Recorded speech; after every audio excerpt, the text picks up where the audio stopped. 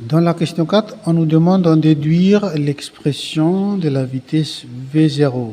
Okay, dans les deux questions précédentes, on a déterminé l'expression de l'énergie mécanique en D, on a déterminé l'expression de l'énergie mécanique en O. Ok. Il y a un théorème qui nous dit que en absence de frottement, l'énergie mécanique, elle se conserve. Okay? En absence de frottement, l'énergie mécanique se conserve. Okay? Ça veut dire quoi? Ça veut dire que en l'absence de frottement, l'énergie, la valeur de l'énergie cinétique, l'énergie mécanique en B et en D, ça va être égal à l'énergie mécanique en O.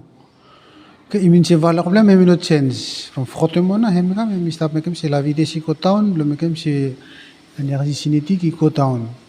Mais si il n'y a pas de frottement, l'énergie mécanique, elle se conserve. Donc, nous ici, d'après nos données, on voit qu'il n'y a pas de frottement. Les frottements, elles sont négligés.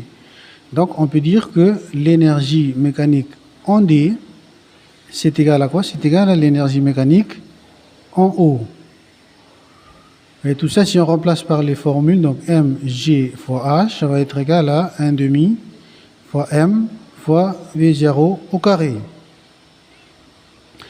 Et la question nous demande V0, donc V0 il est là, donc on simplifie les m, on fait passer le 2 de l'autre côté, ça va faire V0,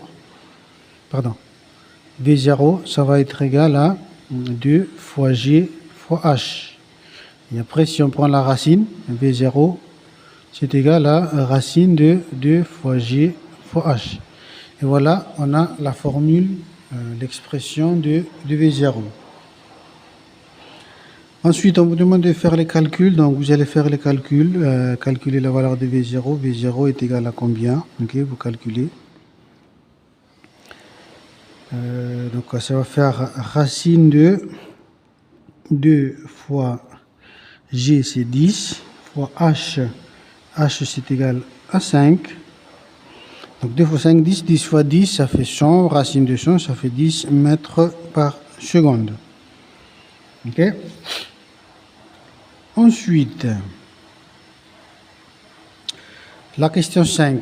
La question 5, on nous dit que, en réalité, la vitesse en ce point, elle n'est pas égale à 10, mais elle est inférieure, elle est égale à 6.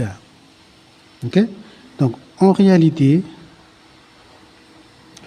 V0, c'est égal à 6 mètres par seconde. La question, c'est pourquoi? Okay. Pourquoi, au lieu d'avoir 10, on a 6?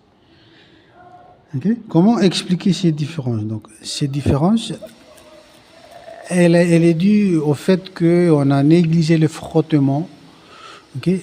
L'énoncé, elle a négligé le frottement, mais en réalité, il y a toujours la force de frottement. Okay.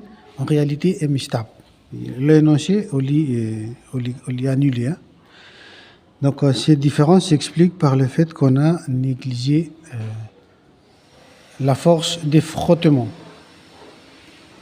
Voilà. Et après, donc, ces différences est due au fait qu'on a négligé la force des frottements.